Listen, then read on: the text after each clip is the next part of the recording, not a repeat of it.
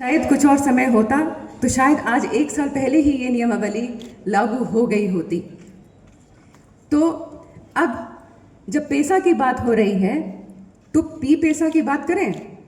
P पैसा आप लोगों ने सुना होगा ना, सुना है कि नहीं? तो जिस तरह से गीता और सीता जुड़वा बहनें होती थी, तो ये पैसा और पी पैसा क्या है? जुड़वा भाई हैं क्या? नहीं, पी पैसा और पैसा कोई जुड़वा भाई नहीं है। पूरे कोर्ट में, पूरे सरकारी दस्तावेज में सिर्फ पैसा ही कहा जाता है। पी पैसा एक खोटा सिक्का है जो बहुत साल से चलाया जा रहा था, किसी ने रोका नहीं था, इसीलिए आज तक चलता रहा।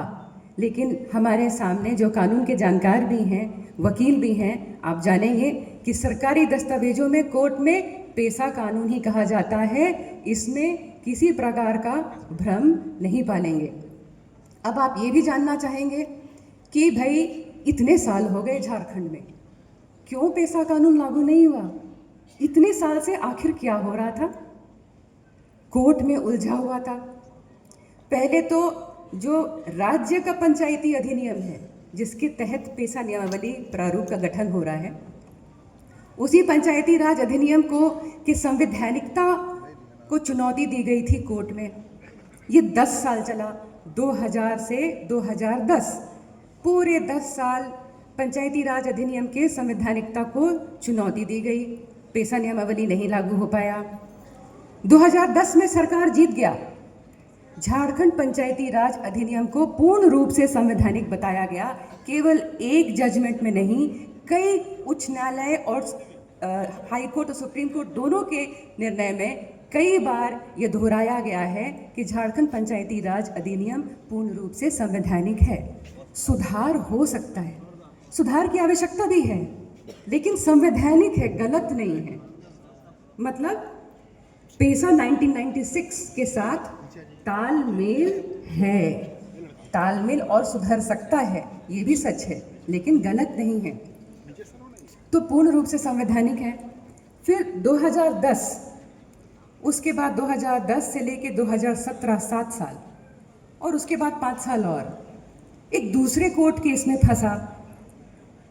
अब वो कोर्ट केस क्या था? एक खास संगठन पिछले 15 साल से कोर्ट में पैसा कानून को उलझा रहा था। उस संगठन का मैं नाम नहीं लूंगी, लेकिन वो 15 साल से इस बात पर केस नहीं लड़ रहा था कि नियमावली लागू की जाए। आदिवासी समाज का जो कागज में अधिकार है, वो हाथ में वो अधिकार मिले, इस बात की लड़ाई नहीं थी कोर्ट में। आपको बताना चाहूँगी, लड़ाई जो लड़ी गई थी केवल एक विषय पर। वो विषय था 6ठी अनुसूची के तहत चुनावी व्यवस्था को पारंपरिक व्यवस्था पर थोपना। अब मैं आपसे फिर से सवाल पूछूंगी, क्या पारंपरिक व्यवस्था में चुनावी व्यवस्था अगर थोपा जाए, लोकतंत्र का चुनावी व्यवस्था, तो क्या ये उचित होगा? नहीं ना। बहुत साल तक इस भ्रम में लोगों को रखा गया। जो पैसा कानून में 4O है, उसमें लिखा है कि 6ठी अनुसूची के बराबर जो है, उसी तर्ज पर 5वीं अनुसूची क्षेत्र को लाना है।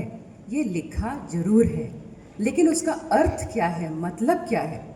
उसका मतलब है 6ठी अनुसूची में जो पारंपरिक व्यवस्थाएं हैं, उनको बहुत शक्तियां हैं, आर्थिक शक्तियां हैं, कानून बनाने की शक्तियां हैं।